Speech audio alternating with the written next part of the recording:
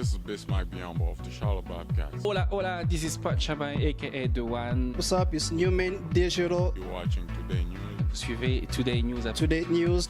With Fiston Sadi. Fiston Sadi. Papa Exaucé. Papa Exaucé. You guys stay tuned with JP Boss, Lady Izet Mafuta 007. You guys keep up the good work. Peace and much love.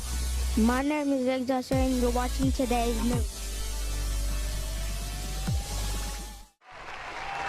Mesdames et messieurs, vous êtes en train de suivre votre émission préférée, Today News, en direct de Charlotte, Caroline du Nord.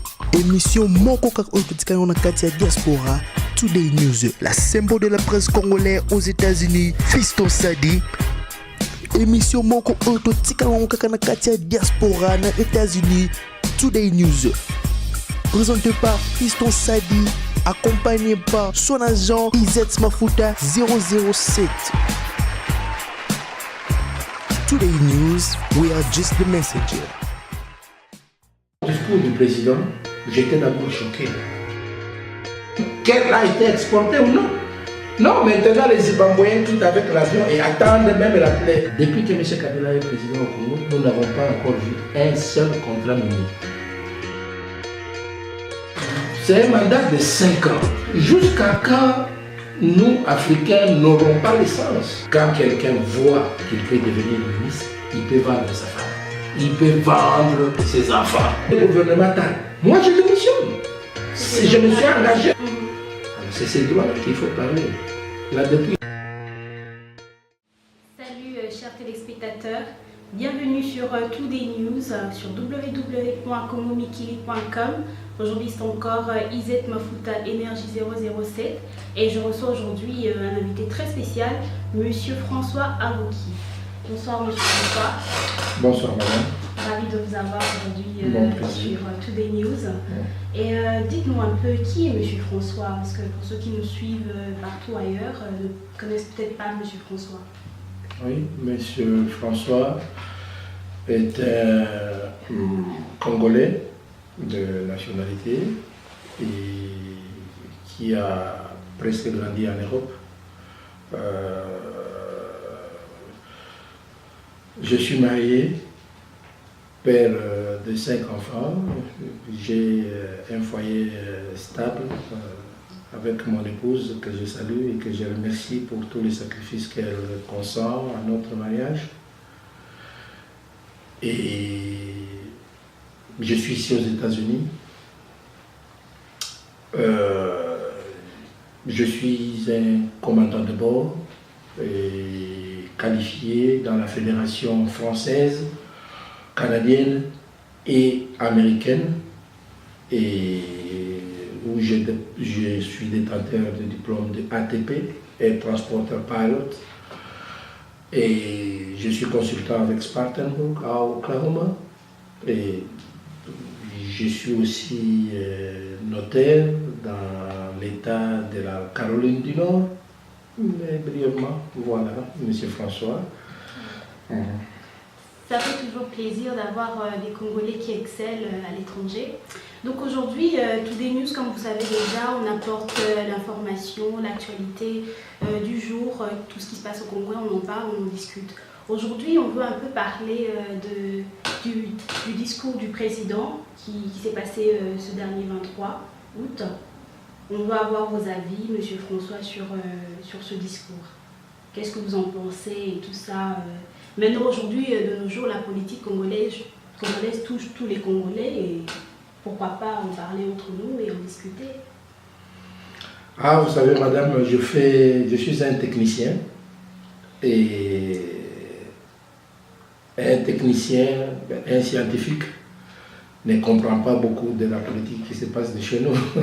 C'est une politique assez compliquée, comme le pays lui-même. Et on a toujours peur, ou pas peur, mais on a toujours la décence d'aller dans son domaine. Mais ce qui est vrai, notre pays est dit démocratique, donc on est dans une démocratie. Démocratie veut dire expression, liberté d'expression, donc on est libre de s'exprimer, c'est juste donner votre avis sur le sujet, sur le discours du président, nous dire ce que vous en pensez, votre avis, vous avez dit vous-même, vous êtes scientifique, donc vous avez peut-être une approche un peu plus scientifique au sujet qui peut éclairer d'autres personnes qui étaient restées bouche bée ou qui n'avaient rien compris au discours, peut-être nous éclaircir, nous donner votre point de vue, quoi.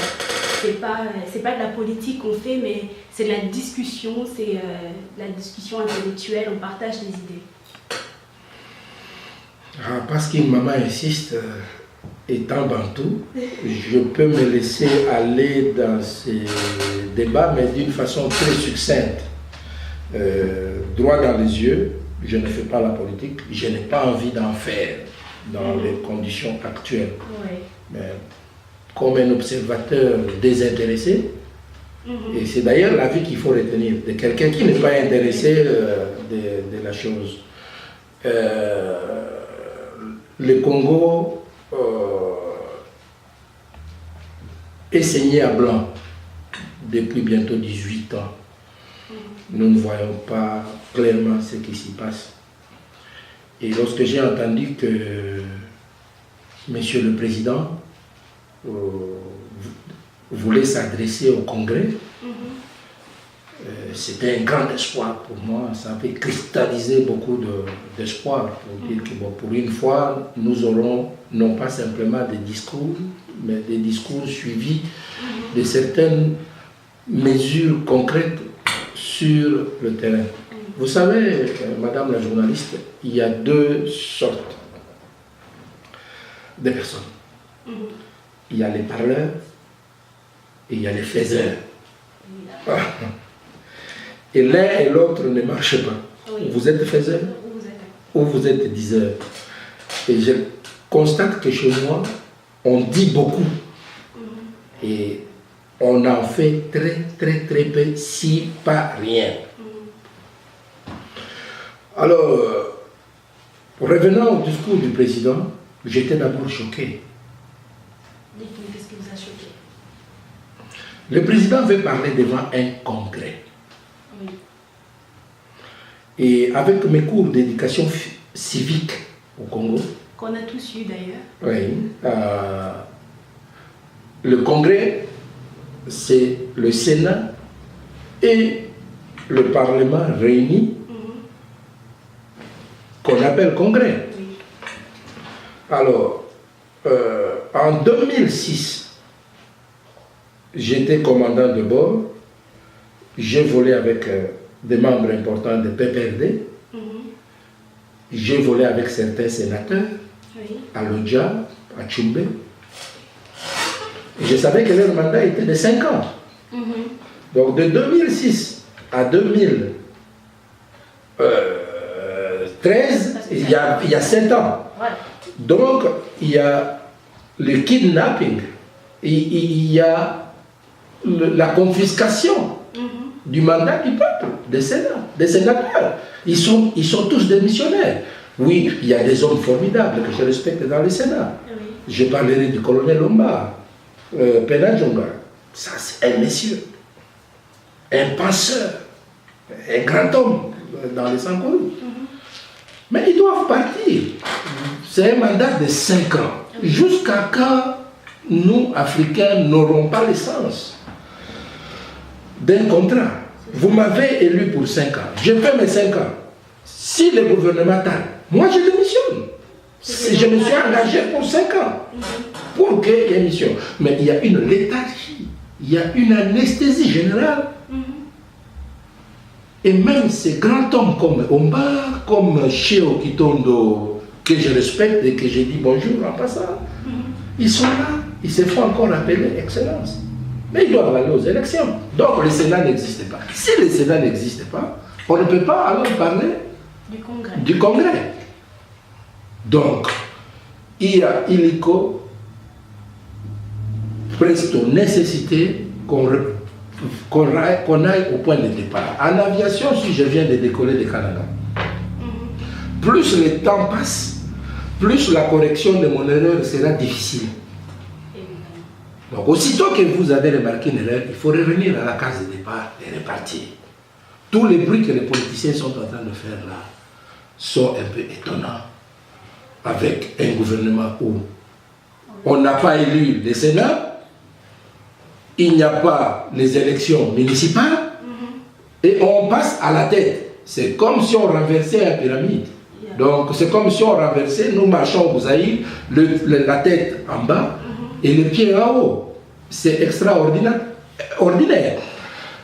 Revenant dans le fond, j'ai retenu certaines mesures que le président a parlé. Il a parlé de ramener la dépouille de M. Mobutu et de Tshombe au Congo. Je ne sais pas combien de piodi, combien de sacs de foufou cela va ajouter chez ma mère. J'ai ma mère à Kinshasa. Je meurs des transferts de Western Union. Donc pour vous, vous dites un peu ramener les dépouilles de l'ex-président, la dépouille de l'ex-président et de M. Mobutu, enfin, ne rapporte rien au Congo. C'est un discours populiste. Ça, c'est ce que nos oreilles, vous savez, la flatterie. Toute dame veut qu'on lui dise, maman, tu es belle, maman, tu es belle. Et même si elle connaît que c'est la flatterie, mais quelque part, cette flatterie est en train de produire aussi des effets. Donc, le Congolais amnistié, qui doit avoir un état de droit, qui doit connaître le droit au transport, le droit à l'éducation, le droit à la santé. Vous savez, ici, si je me mets à Chester, on ne peut pas m'amener à Charlotte, je peux me chamailler avec l'État. Donc, j'ai un droit au transport. Alors, c'est ces droits-là qu'il faut parler. La dépouille de Mobutu les ramènera, mais la population aimerait entendre ça. Et vous savez, la flatterie sonne tellement mieux aux oreilles que les gens préfèrent écouter cette tricherie électorale, la mettre de côté, pour parler des divagations de la mort de Moïse Tshombe. Moïse Tshombe est mort. Moïse Tshombe a soutenu la sécession du Katanga. Pourquoi je soutiendrais que sa dépouille mortelle revienne au Congo?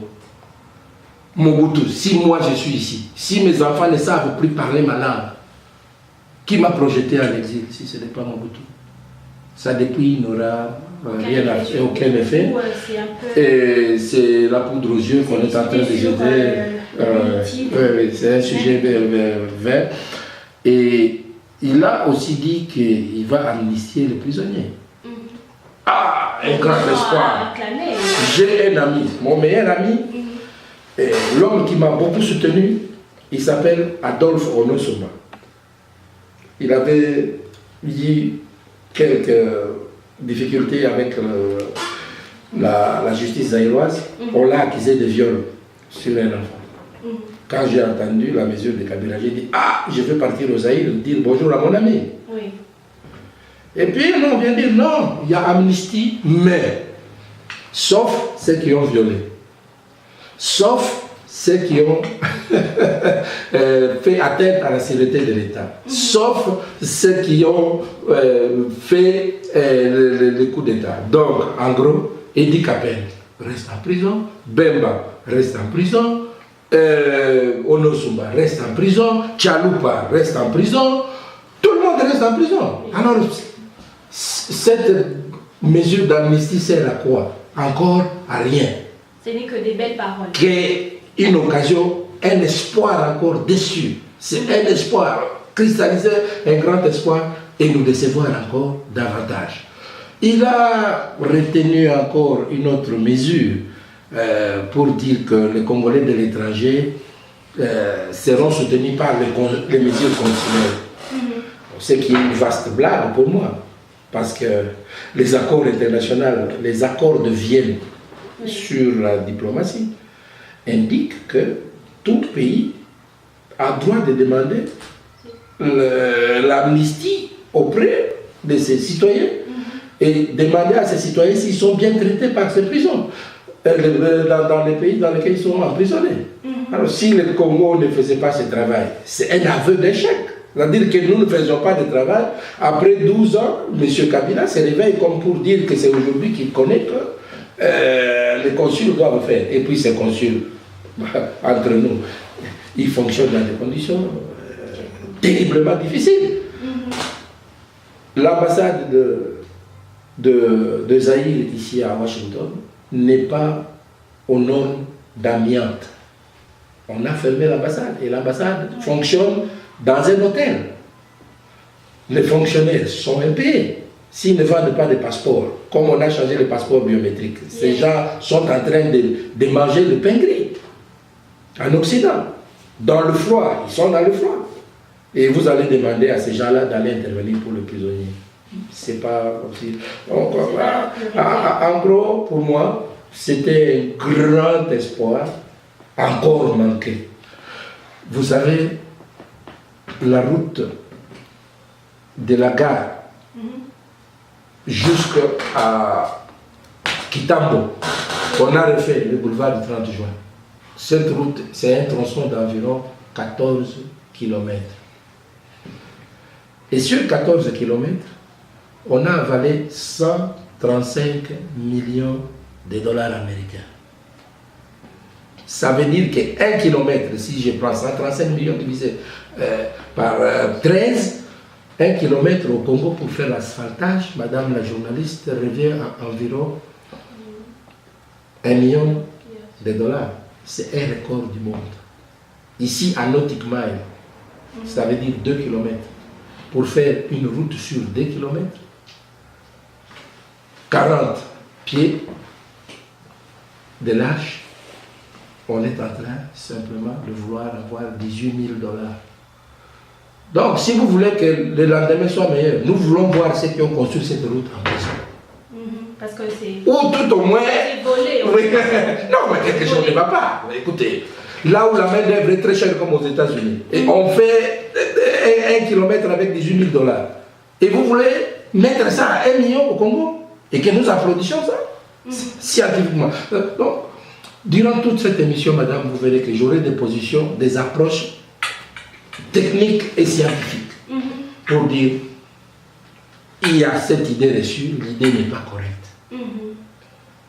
Donc, si demain sera meilleur,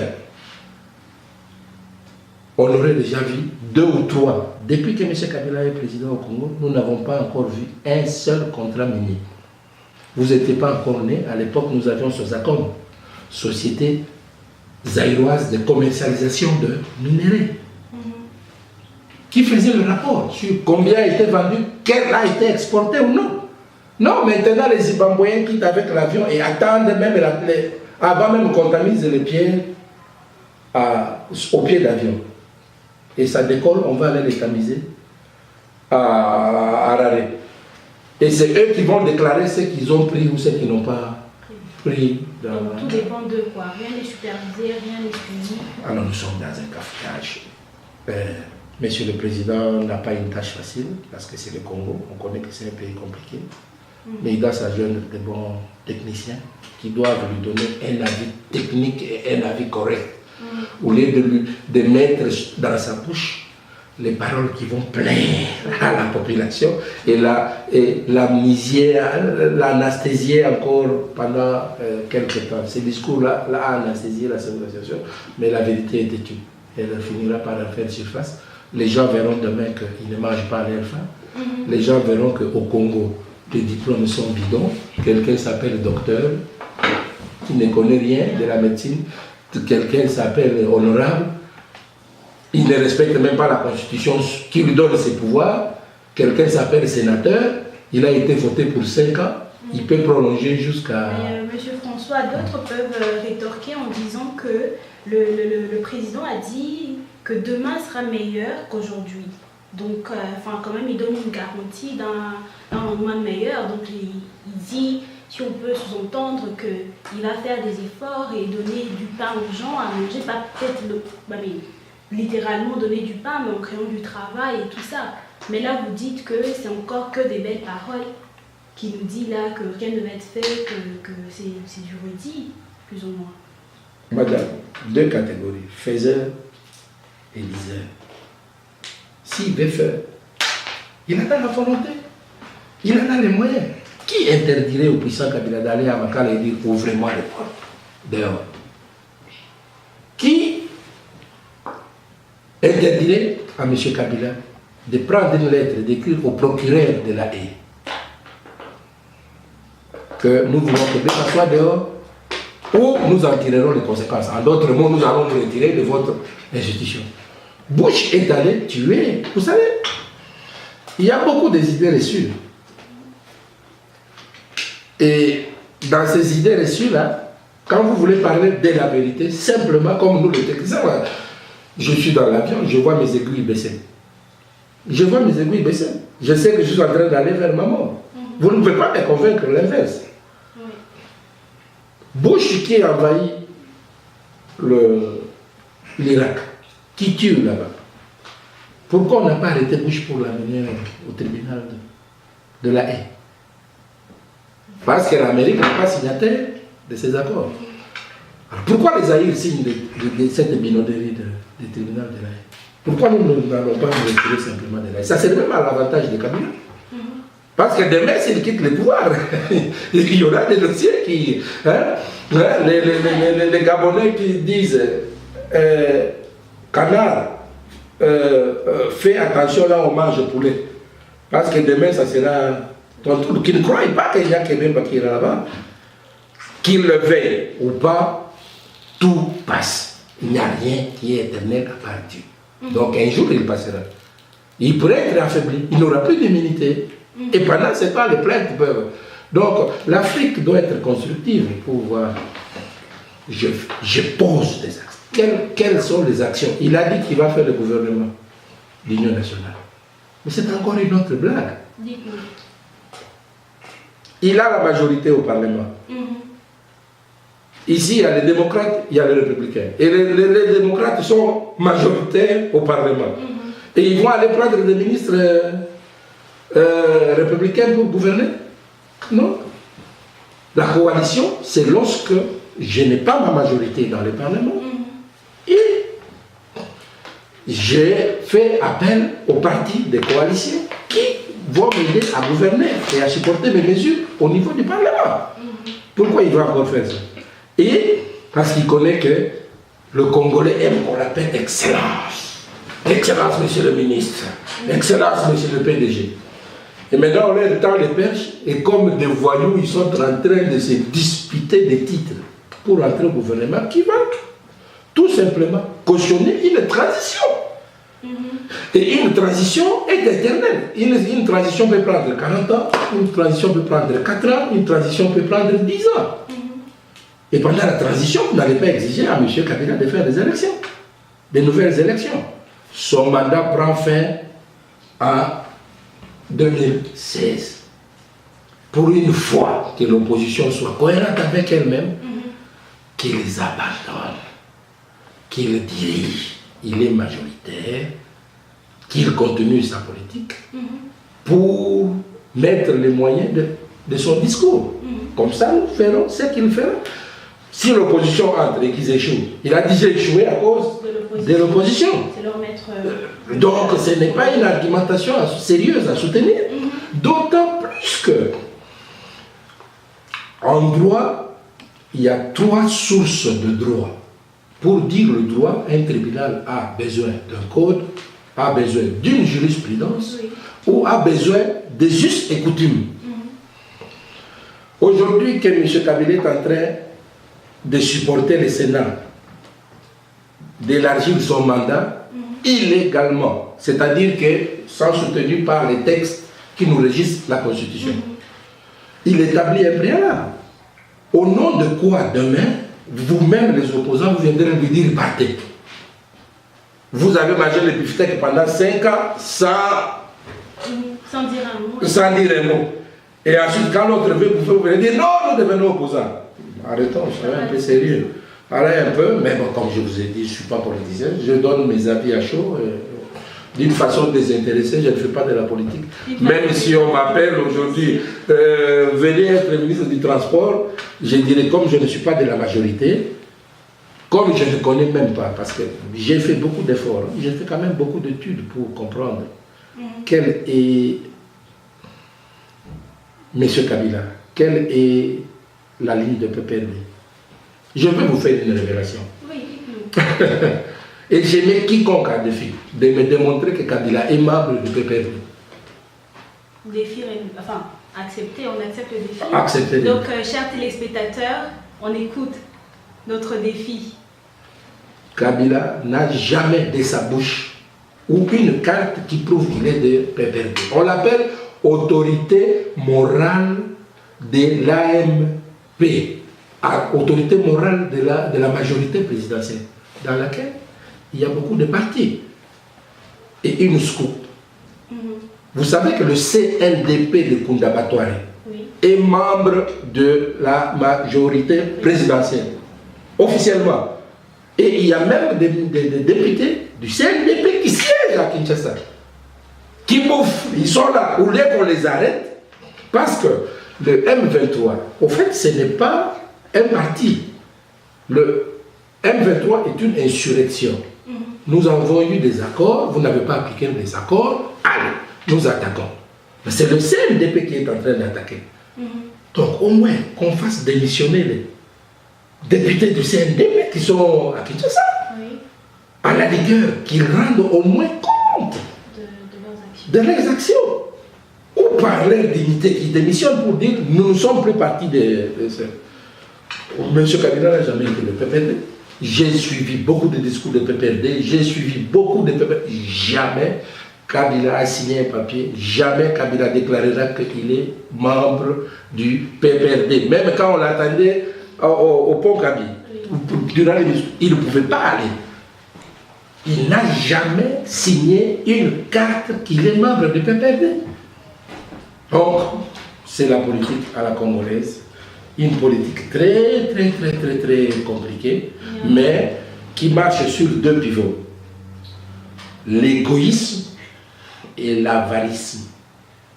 Quand quelqu'un voit qu'il peut devenir ministre, il peut vendre sa femme, il peut vendre ses enfants, il peut vendre sa mère pour le lucre. Ainsi, dans la prochaine législation, il faut aussi mettre au pouvoir les gens qui ont un peu de moyens et qui ont un peu le sens de l'État, des affaires d'État, au lieu de venir récupérer les retards perdus. En tout cas, c'est ce que je dirais là, en long et en large, espérant avoir édifié le peuple les assoiffés de la politique. Donc voilà, là c'était un peu l'avis de M. François Aboki sur le discours du président de la République.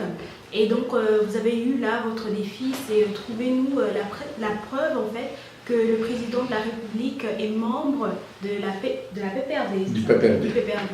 Et donc si vous avez des arguments à rétorquer à M. Aboki, n'hésitez pas, contactez-nous et on va écouter tout cela.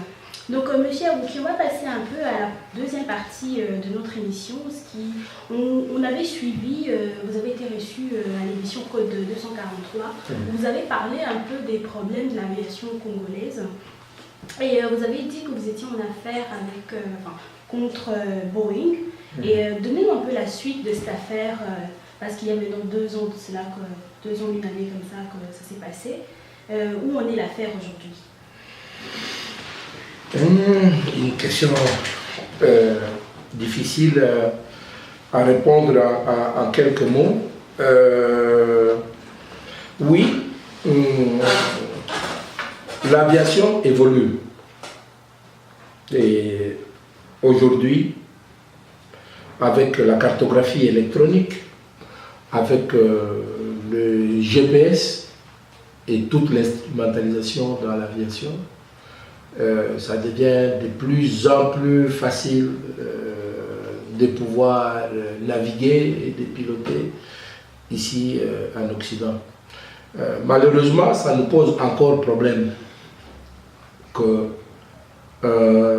au sud, c'est-à-dire que dans le pays comme le Congo, on a établi des cartes. Mais il s'avère que ces cartes-là sont fausses.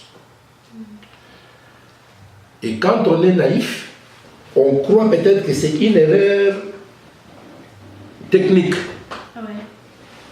Mais quand on creuse un peu plus loin, on trouve qu'il y a une volonté délibérée de la part de ceux qui possèdent la technologie de nous induire en erreur et de nous mettre à genoux.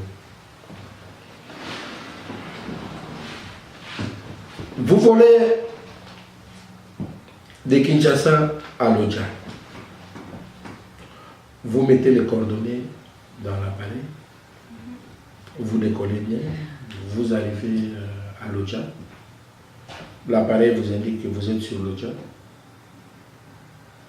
Et pourtant, vous n'y êtes pas. Vous êtes ailleurs.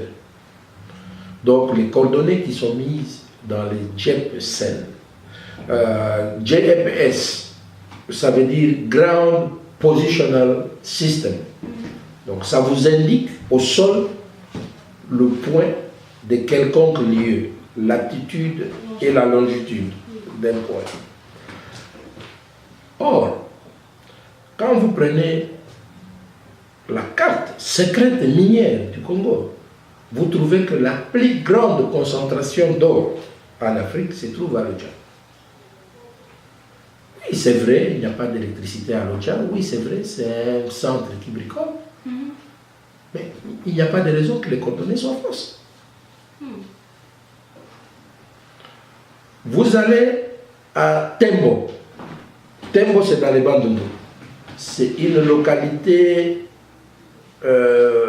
qui avoisine les territoires de l'Angola, entre Kaemba et Chikapa. Ça regorge beaucoup d'or et beaucoup de diamants aussi. Et lorsque vous allez aussi là-bas, curieusement, les coordonnées de Kaemba, les coordonnées de Tembo ne sont pas correctes. Pour dire qu'intentionnellement, quelqu'un tirait le ficelle dans l'ombre. Et nous regardons face.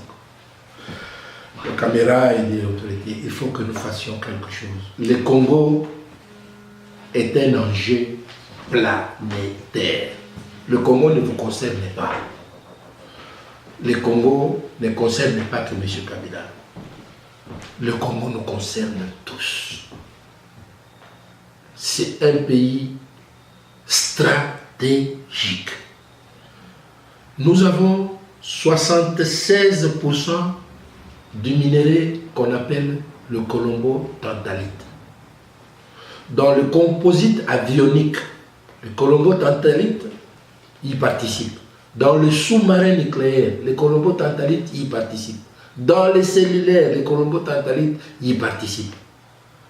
Nos voisins, ce n'est que normal qu'ils nous envient.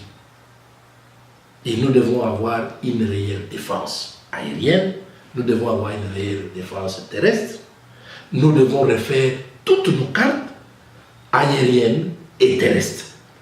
Et à cela, les autorités, tous les combattants, tous les diasporas, je vous invite à suivre la pétition que nous avons lancée, que nous aurons à lancer avec le Congo Mikili, pour qu'on puisse nous refaire une nouvelle cartographie au Congo que nous allons vérifier. Mais ces compagnies, elles sont prêtes à mettre des milliards à payer des avocats. Elles sont prêtes à te donner même l'argent. Si je prends l'État, j'ai des lettres, des propositions. Prenez telle grosse somme, taisez-vous sur l'affaire. Oui, c'est bien. Je vais me taire. Et demain, et mes enfants, je ne laisse qu'un héritage d'un corrompu, de quelqu'un qui connaissait qu'il y a un problème qui subsiste et qui s'est simplement tué. Voilà où j'invite le Congolais à se réveiller. Parce que ces choses-là, c'est pas seulement voler le Congo, mais c'est en dépit des vies des Congolais, parce que les crashs qui se passent à cause comme on dit, misleading en anglais, de la cartographie, c'est les vies des gens innocents qui n'ont rien à voir, des Congolais innocents qui perdent leur vie juste parce que certaines personnes ou certaines régions ou certaines entités veulent prendre des minerais ou de l'argent du Congo. Donc là, sur ça, je rejoins monsieur François pour la pétition et tous les spectateurs qui nous suivent de nous rejoindre avec Congo Mikili pour faire quelque chose par rapport à ce problème-là et trouver des solutions, parce qu'on est tous Congolais, on a tous une part d'action dans l'histoire. Nous tous, chacun d'entre nous fait l'histoire du Congo. Donc, c'est pas seulement à une personne, c'est pas seulement au président de faire quelque chose, c'est à tout le monde, à tout le Congolais de faire quelque chose par rapport aux problèmes qui se posent à notre pays. Donc sur ce, je voulais juste rajouter et rejoindre M. François dans cette histoire. Donc M. François, dites-nous un peu, vous avez dit que si je regarde dans mes archives, l'histoire, l'affaire avec Boeing a été présentée à la juridiction de Kananga. Et maintenant, j'entends dire que ça a été, si on voit d'être transporté à Kinshasa, pourquoi partir de Kananga à Kinshasa? Est-ce que la juridiction à Kananga n'a pas fait son travail ou qu'est-ce qui s'est passé en fait? Ah oui, c'est une question pertinente. Comme je vous dis, Boeing, c'est la compagnie la plus liquide du monde. Ils font des ogives, ils font des fusées, ils fabriquent des avions et personne ne peut s'opposer à eux. Bon, je m'identifie comme le moustique qui est entré dans le nez d'un éléphant. L'éléphant est en train de s'agiter, mais je tiens et le temps se déroule jusqu'à ce qu'ils comprendront qu'ils doivent faire quelque chose pour nous. Comme ils ont de l'argent, ils ont des avocats. Ils font des procédures dilatoires. Au fait, la Convention de Chicago sur l'indemnisation et sur la régularisation des accidents aériens donne compétence exclusive au pays, au lieu où il y a eu l'accident. Mon accident s'est passé le 12 juillet 2006 à Luandanda. Luandanda, c'est à 12 km de l'aéroport de Kananga. Donc, la juridiction compétente serait Kananga. C'est là qu'il y a le dernier élément d'enquête. C'est là qu'il y a eu des PV d'audience du procureur sur le pillage, parce qu'après que l'appareil se soit écrasé, on est venu, on a pillé. Donc, les preuves matérielles, quand j'ai fait l'accident, j'étais soigné à l'hôpital SNCF de Kananga. Donc, toutes les preuves matérielles se trouvent en ces lieux. Donc, c'est naturellement que ce tribunal est compétent, de par la Convention de Chicago. Mais Boeing, dans ses trouvailles, avec Jeppesen, prétendent que le Zaïre n'a pas signé la Convention de Chicago, ce qui est faux, d'une part. Alors, quand le tribunal leur a rappelé que non, la Convention de Chicago, le Congo est membre de la Convention de Chicago. Alors, ils disent que le tribunal est pour moi. Alors, ils ont soupçonné le tribunal, c'est ça le terme juridique, au niveau de la Cour suprême à Kinshasa. Alors, la Cour est un peu inféodée au pouvoir. Mais, il y a de très bons techniciens en bas. Et nous comptons sur ces techniciens-là pour voir que cette cause n'est pas la cause d'Avoki. Moi, j'ai vu aux États-Unis. Même si je ne parle pas 40 jours au travail, je ne mangerai pas des œufs. Ça pourrit. C'est pareil avec vous. Donc je mange. Qui crève? Les Congolais. Mais réveillons-nous. Mettons la machine judiciaire en marche. Comme ici. Quand il y a un problème, on entend, on arrête même leurs avocats. Pour dire, mais comment défendrez-vous un dossier qui est en train de vous tuer? Et vous pouvez nous dire les noms de ces avocats? Je connais quelques-uns de noms de ces cabinets. Je vous les donnerai après, quand je clôturerai l'émission, pour ne pas parler à titre personnel. Oui. Il faut qu'il y ait une réveil national. Il faut que nous nous réveillons pendant que les gens sont en train de construire. Nous nous détruisons. Madame, je vous fais encore une autre secours. J'ai vu un homme à Washington un jour dire, non, je voudrais réunir un peu tous les Congolais que je trouve intelligents. Et je ne dis pas que je suis intelligent. Mais de fil à aiguille, je me suis retrouvé dans cette réunion-là. On a posé simplement une question, une seule question. Qui peut être le président du Congo. Qu'est-ce qu'il a répondu? Hein? Qu'est-ce qu'il a répondu à cette question? Nous étions là plus de 42 intellectuels congolais. Si c'est madame la journaliste qui répond, il dit il faut qu'elle soit de belle taille, il faut qu'elle s'appelle énergie, il faut qu'elle soit de telle tribu. Chacun se décrivait. Et nous étions incapables de nous mettre d'accord autour d'un seul nom. Là, c'est pour un peu démontrer l'égoïsme de... L'égoïsme et l'avarisme à outrance des Congolais.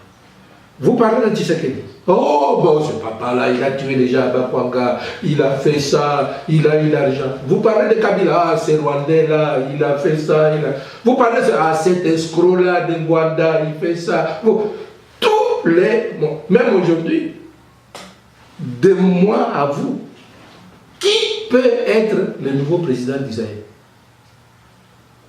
Chacun citera que ses intérêts. Alors nous devons sortir de ces coquilles-là, de se voir toujours soi-même. Pourquoi je ne fais pas la politique aux Zaïre? Parce que la politique aux Zaïre n'est pas honnête. Tous les présidents de partis, ce sont eux qui seront des candidats aux élections. Tous! Il n'y a aucun parti qui fait des primaires. Vous me suivez? Oui. Au Congo, il y a, je vous mets encore un défi. Citez-moi un seul parti congolais où les primaires sont organisées. C'est-à-dire celui qui a la meilleure tête, qui a la meilleure idée pour défendre notre idéologie. Alors je vois M. Kamere Sekoumone. Mais M. Kamere, ouvrez les portes que désormais mon parti peut accepter le débat. Je vais enrôler dans son parti. Il parle bien, c'est un monsieur de bonne foi, je pense. Mais on doit ouvrir la bonne foi. À monter à terre, monter ma bille. Et on voit pour construire ces pays solidement comme les autres démocraties que nous avons vues. Ce qui moto alekio belelaki oyo alekingai. Monsieur François Rouki, dans le cadre de récolter des nouvelles, j'espère que vous avez entendu parler du concert de J.B. Piana, le concert humanitaire qui a fait trembler Paris et Belgique ces derniers temps. Que pensez-vous de ce concert? Êtes-vous pour, êtes-vous contre?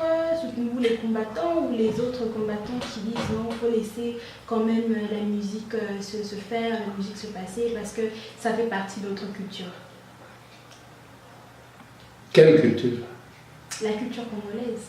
Quoi, la musique? Oui. Des mamans, fesses nues, Bon, maman, zonga, si ma papa, bête à zonga. Ça, c'est la culture? Non, ça, c'est pas la culture. La culture congolaise, je peux vous parler, c'est les Kalend,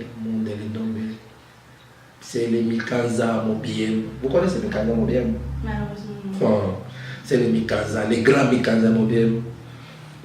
C'est les grands Chitengen Sana, Wangyo, comme on l'appelait. C'est peut-être Lokwakaza. Donc vous n'êtes pas d'accord? Ça, c'est la culture. Ça, c'est la douceur. Là, c'est l'émulsion du Congo vers l'avant. Le Rochero Taboulé.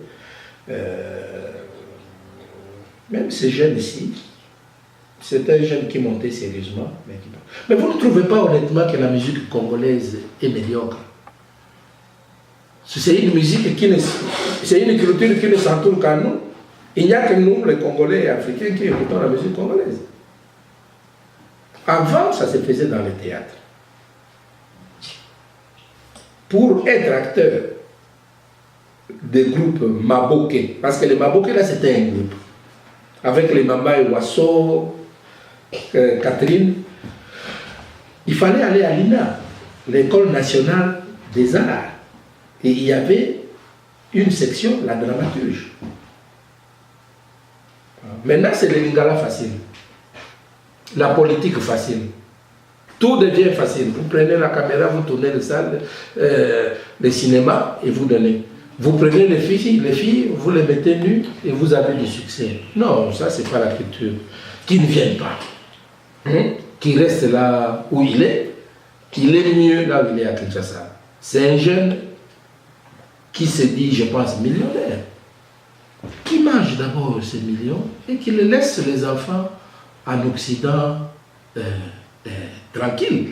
Et que les combattants ne fassent pas de bruit avec des muscles. Allez au tribunal de Paris. Mettez un référé heure à heure des troubles et atteintes aux mœurs et des troubles à l'ordre public contre ces gars. Soit il sera condamné par défaut, soit il se fera représenter par un avocat et l'avocat aurait déjà pris l'argent qu'il aura sur Paris. Et il dit concert humanitaire. Encore ma théorie, les faiseurs et les diseurs. Je ne suis pas particulièrement la musique congolaise, mais ça fait longtemps qu'il est musicien. Combien d'actes civiques ou bien combien d'humanisme il a fait à Kivu ou à l'Équateur? Zéro. Ce n'est pas aujourd'hui que ça commencera.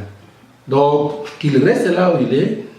Les combattants à ce point ont raison. Là où je ne leur donne pas raison, j'ai été choqué de voir qu'ils ont attaqué une femme. On ne me convaincra pas de toucher une femme. À Kivu ou partout, j'ai vu ça à Bruxelles. On a bousculé une femme. Non, ils n'ont pas droit et ils doivent savoir mettre des limites à leur combat. Mais sinon, je salue la lutte qu'ils mènent et j'ai pris à ce monsieur que je ne connais pas bien son nom, qui veut se faire produire par un haïtien. Vous savez que le président haïtien est un musicien. Monsieur Martelly, c'est un musicien. Qu'il aille le produire en Haïti avec son confrère musicien en Haïti. Ça fera du bien comme ça. Il nous ramène simplement le fruit à Kinshasa. Qu'ils ne viennent pas jeter encore le trouble dans l'esprit des gens le 21. Et prenez un avocat, faites le référé heure à heure, trouble à l'ordre public et atteinte aux bonnes mœurs. Il aura à répondre. S'il ne répond pas, il sera condamné par défaut et le concert ne se passera pas. Mais sinon, on m'aurait parlé d'un Koffi Olomide, oui. Je connais quelques de ses compositions, comme Asso, une belle chanson, mais vous connaissez une chanson de JB? Je suis pas... Non, des amis, il n'y en a pas. Ce n'est pas un artiste qui compose des tubes comme Lutumba, Ndomanueno, comme Sam Mangwana, comme Olomide, comme... même Papa Lomba, c'est un bon compositeur. Alors, j'appelle mes frères combattants et résistants d'ouvrir leurs idées. Quand la race noire était opprimée aux États-Unis, nous avons eu Malcolm X avec Martin Luther King. Martin Luther King croyait que la violence ne paye pas. Malcolm X, quant à lui, disait non, si nous allons simplement douceur, douceur, débat, débat, nous n'aurons aucun résultat. Et Malcolm X menait des combats contre le Ku Klux Klan d'une façon violente et ils attaquaient aussi les Blancs. Donc, réorganisons-nous, mes frères.